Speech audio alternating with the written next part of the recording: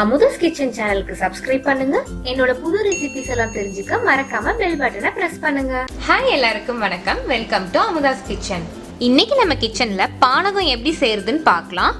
இது வெயில் காலத்துல நம்ம உடம்ப குளுமையா வச்சுக்க ரொம்பவே உதவும். இதுல 2 துளசி இலை போட்டு ராமநவமி, அனுமன் ஜெயந்திக்கு சாமிக்கு நெய் வைத்தியமாகவும் படைக்கலாம். இதுக்கு தேவையான பொருட்கள் இங்க லிஸ்ட் பண்ணியிருக்கேன். இது எப்படி செய்யறதுன்னு பார்க்கலாம்.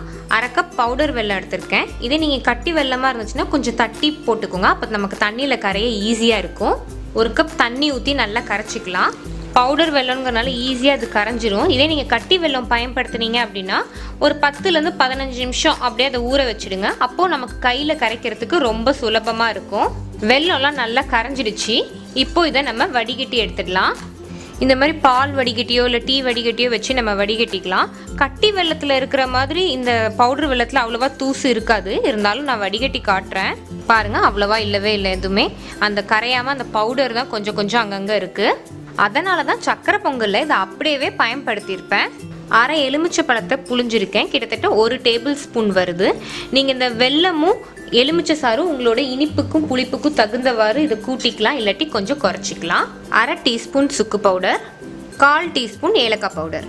இது எல்லாத்தையும் நல்லா கலக்கி விட்டுடலாம். கடைசியாக நம்ம தண்ணி சேர்க்கலாம். முதல்ல நிறைய தண்ணி ஊற்றிட்டீங்க அப்படின்னா உங்களுக்கு கரைக்கிறதுக்கு கஷ்டமாக இருக்கும். எல்லாத்தையும் நல்லா இப்போ கரைச்சி விட்டாச்சு. இது கூட நம்ம பானையில் வச்ச தண்ணி அதை நீங்கள் சேர்த்துக்கலாம். இல்லாட்டி இந்த மாதிரி ஐஸ் வாட்டர் ஃப்ரிட்ஜில் வச்சு அதை சேர்த்துக்கலாம். 1 கப் நான் ஃப்ரிட்ஜில் நல்லா சில்லுன்னு வச்சு எடுத்துருக்கேன். ஐஸ் வாட்டர் சேர்த்துக்கிறேன். இப்போ நல்லா நம்ம மிக்ஸ் பண்ணி விட்டுடலாம். 1/2 கப் வெல்லத்துக்கு நான் 2 கப் தண்ணி ஊற்றிருக்கேன். நீங்கள் வேணும் அப்படின்னா இன்னும் கொஞ்சம் கூட தண்ணி ஊற்றிக்கலாம். இது ஆனால் கரெக்டாக இருக்கும். அவ்வளோதான், எல்லாத்தையும் நல்லா கலந்து விட்டாச்சு. இப்போ இதை கிளாஸில் ஊற்றிடலாம். இது உடம்புக்கு ரொம்பவே நல்லதுங்க. இதை இன்ஸ்டன்ட் குளுக்கோஸ் அப்படின்னு சொல்லிட்டு கூட சொல்லுவாங்க.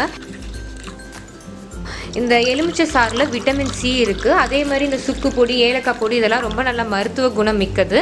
நல்லா சில்லுன்னு நம்மளோட பானகம் தயாராகிடுச்சு. இந்த வீடியோ பிடிச்சிருந்தா லைக் பண்ணுங்கள், ஷேர் பண்ணுங்கள். மறக்காமல் அமுதாஸ் கிச்சன் சேனலுக்கு சப்ஸ்கிரைப் பண்ணுங்கள்.